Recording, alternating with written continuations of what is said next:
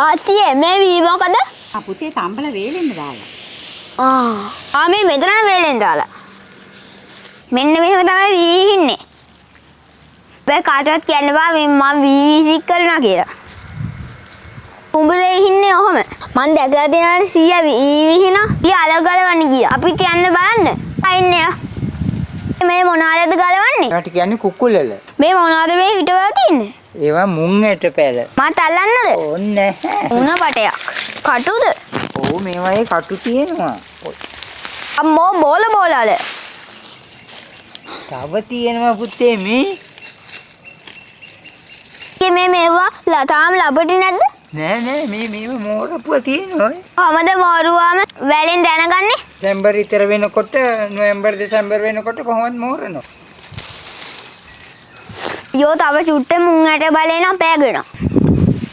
රාදීල. යෝ තියන්නේ. අම්මෝ කටුනේ. සීයේ රසමාල જાතිය මොකද්ද? මං නම් කැමති හිඟුරල වලට. මොකද ඒ කැමති? ඒව රසයි මේවත් හොඳයි.